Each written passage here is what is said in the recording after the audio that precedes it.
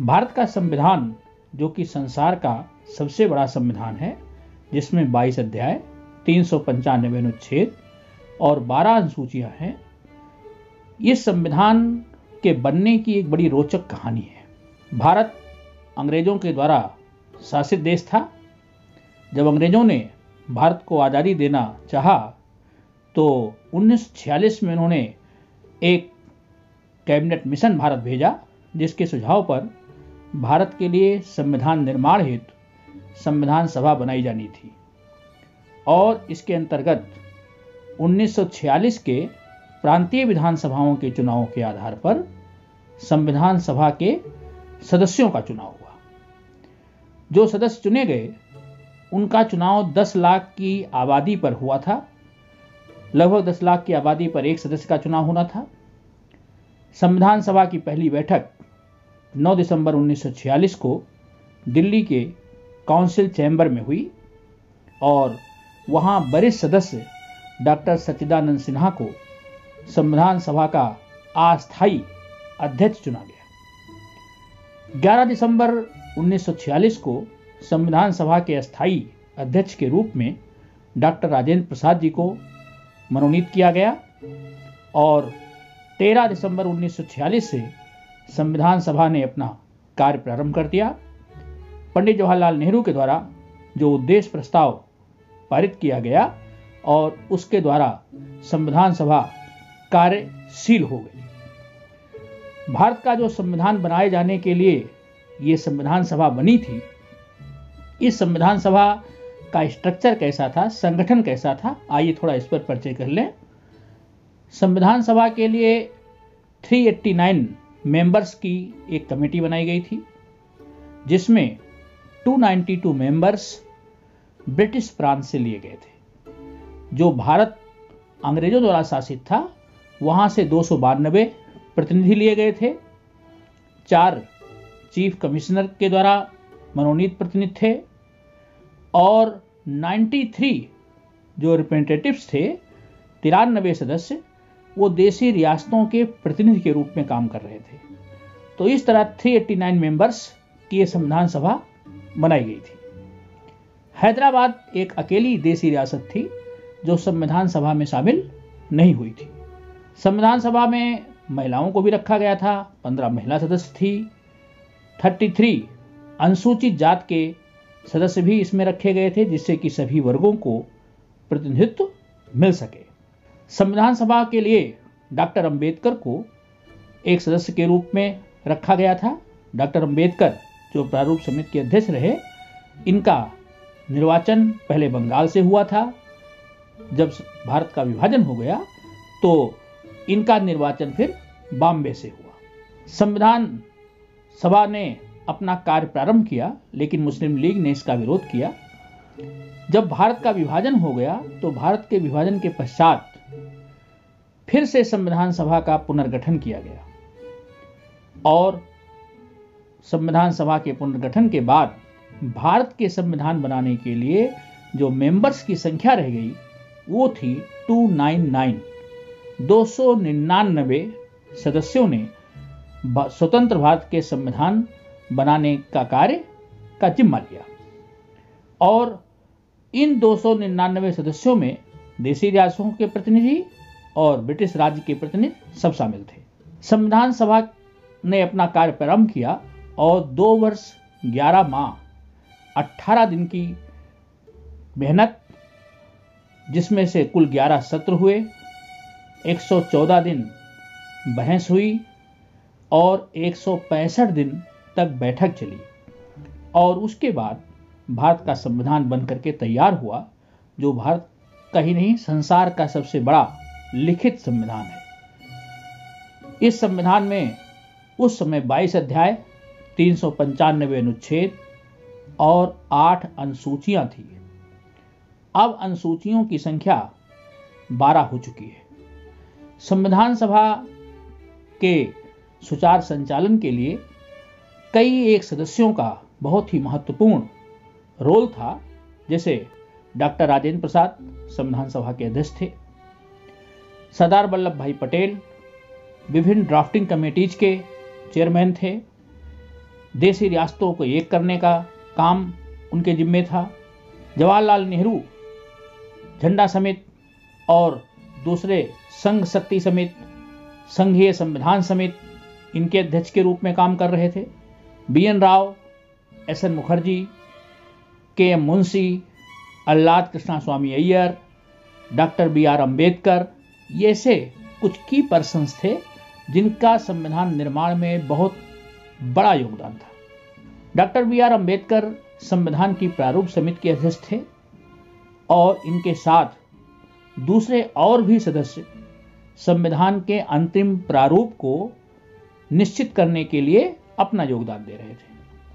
प्रारूप समिति के जो दूसरे सदस्य डॉक्टर अम्बेडकर को सहयोग दे रहे थे वो थे N Gopal Swami Iyengar, Syed Mohammad Sadulla, N Madhavrao, DP Khetan. DP Khetan की 1948 में जब मृत्यु हो गई तो इनकी मृत्यु के बाद TT कृष्णामाचारी इनके स्थान पर रखे गए। अगले सदस्य थे KM मुंशी, जो बहुत अच्छे वकील थे, गुजरात से आते थे। इसी तरह अल्लादी कृष्णा स्वामी अय्यर, ये भी बहुत अच्छे कानून के ज्ञाता थे।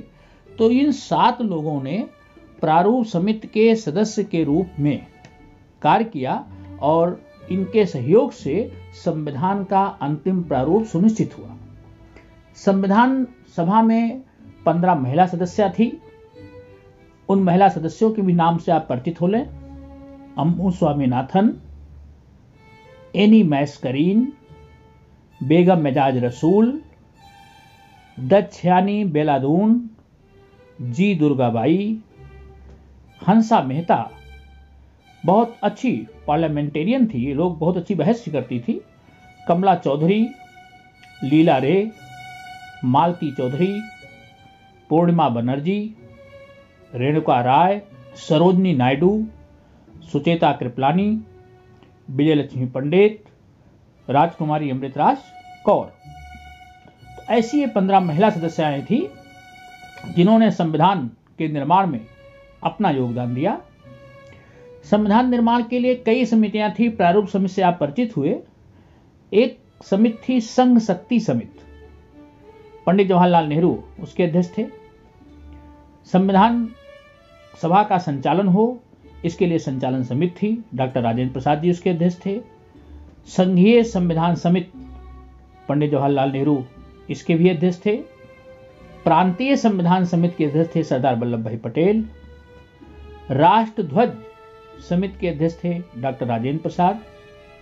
भाषा समिति, ये सबसे बड़ा मुद्दा था कि भारत की भाषा क्या हो, तो भाषा समिति के अध्यक्ष थे मथुरी सीता नारायणा। मौलिक अधिकार उप समिति, इसके अध्यक्ष थे JB कृपलानी। अल्पसंख्यक उप समिति, इसके अध्यक्ष थे SC मुखर्जी।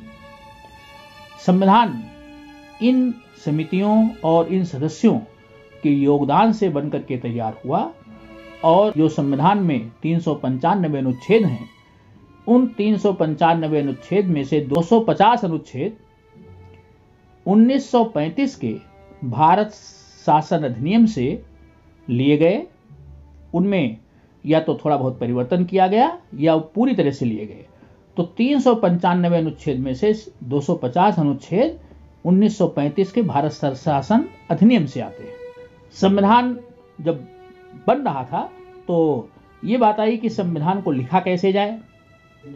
सदस्यों की सहमति बनी कि संविधान को हाथ के बने हुए कागज पर प्रिंट ना कराया जाए बल्कि हाथ से लिखा जाए। इसके लिए दिल्ली के एक बहुत अच्छे कैलीग्राफिस्ट थे प्रेम बिहारी नारायण रायजादा। ये एक खानदानी कैलीग्राफिस्ट थे।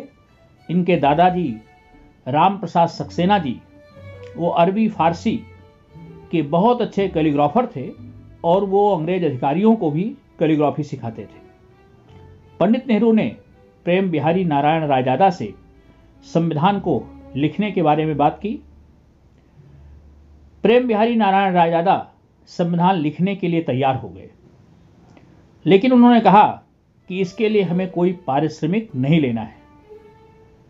पंडित नेहरू से उन्होंने ये शर्त रखी कि हम कोई पारिश्रमिक तो नहीं लेंगे, लेकिन संविधान के प्रत्येक पेज पर हम अपना नाम लिखेंगे और अंतिम पेज पर अपने साथ अपने दादा राम प्रसाद सक्सेना जी का भी नाम लिखेंगे। पंडित नेहरू इस बात पर तैयार हो गए और प्रेम बिहारी नारायण रायजादा ने हाथ के बने हुए कागज जो पुणे से मंगाए गए थे, उन कागजों पर लगभग 6 माह में संविधान के लिखने का काम पूरा किया और संविधान को लिखने में 432 निब का उन्होंने प्रयोग किया। 303 निब वाले कलम उन्होंने इस्तेमाल किए और 254 बोतल स्याही इस कार्य में प्रयोग की गई।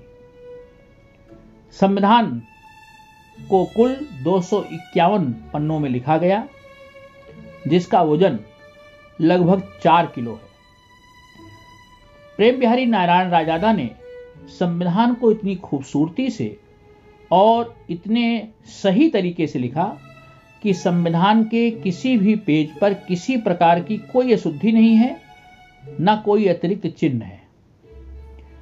संविधान जब लिख गया तो इस पर चित्र बनाने का काम, जो भारतीय संस्कृति को दिखाते हों, भारतीय संस्कृति, भारतीय रीति रिवाज, भारतीय आध्यात्मिकता, दर्शन, इनको प्रदर्शित करने वाले चित्रों को चित्रित करने का काम शांति निकेतन विश्वविद्यालय के बहुत ही बड़े कलाकार थे नंदलाल बोस और उनके विद्यार्थियों ने संविधान के पन्नों को चित्रित करने का काम किया और इस तरह संविधान बनकर के तैयार हुआ। 26 नवंबर 1949 को संविधान सभा के द्वारा संविधान पारित किया गया और उस समय संविधान सभा में 284 सदस्य उपस्थित थे। उन 284 सदस्यों ने संविधान पर हस्ताक्षर किए। डॉक्टर राजेंद्र प्रसाद जी अध्यक्ष थे, उन्होंने हस्ताक्षर किया और अंतिम हस्ताक्षर फिरोज गांधी ने किए और इस प्रकार 26 नवंबर 1949 को संविधान पारित हो गया। 26 नवंबर 1949 को संविधान पारित हुआ, इसलिए 26 नवंबर को संविधान दिवस मनाया जाता है। संविधान लागू हुआ 26 जनवरी 1950 को, इसलिए आज का दिन हम गणतंत्र दिवस के रूप में मनाते हैं और यही वो दिन था जब हम सभी भारतीय अपने द्वारा बनाए गए संविधान द्वारा शासित होना प्रारंभ हुए।